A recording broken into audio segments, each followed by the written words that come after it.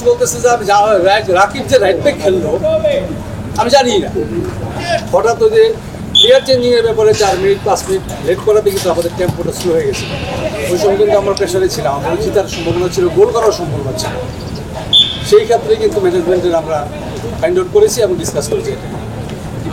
তারপরে আমরা দেখেছি যে টিম আসার সময় যখন হোটেল থেকে আসে তখন কিন্তু আমাদের হেড কোচ লেটে আসছে।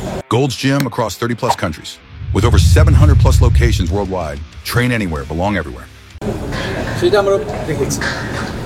আর মাঠে চেঞ্জিং এর ব্যাপারে আমরা অনেক ফলো আপ করেছি।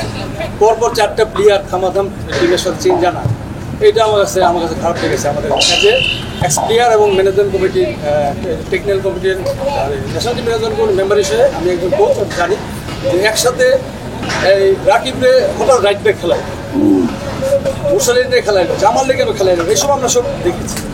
আলামিনে নামানোর পরে রাকিব কেন রাইট ব্যাক হয়ে গেল, ওই সময়টা কিন্তু টেম্পো ছিল টিমের, আমরা জিতার চান্স ছিল। এবং জামালে কেন নামাইল, জামান সেট পিসে ভুটানের এগেস্টে গোল করা হয়েছে কিন্তু।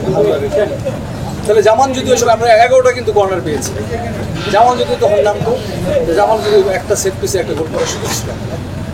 আমরা যেগুলো আগে দেখেছি এগুলো আমরা ধারাবাহিকতার সহিত 3-4টা ম্যাচ দেখার পরে আমরা ফাইন্ড আউট করে আমরা পরামর্শ দিই।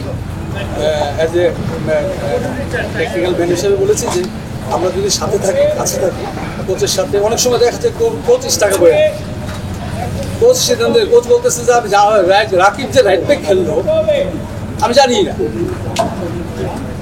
তাইলে আর আমাদের কোচিং স্টাফ যারা ছিল তাদের অবস্থা কষ্ট দিত।